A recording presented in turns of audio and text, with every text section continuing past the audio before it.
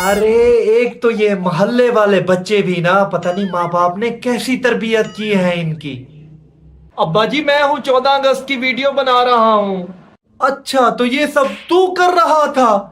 आजा, झंडा सीधा करने में मेरा हाथ बटा। अब्बू जरा ठहरे, मैं टिकटॉक पर झंडा चैलेंज कर रहा हूँ।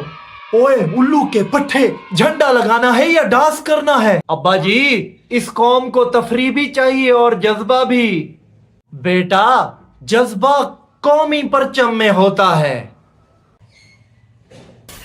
तुम्हारे रैप डांस में नहीं। अगर वीडियो वायरल हो गई तो पूरी दुनिया को पता चल जाएगा कि पाकिस्तान कितना खुश है। हाँ, खुश है,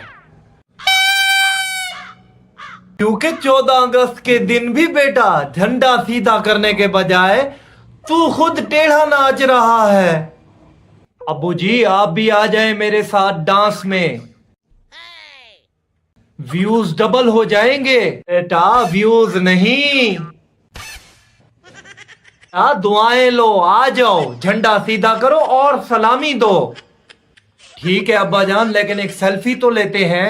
ले लो बेटा, लेकिन झंडे के साथ सीधे खड़े होकर दिल से।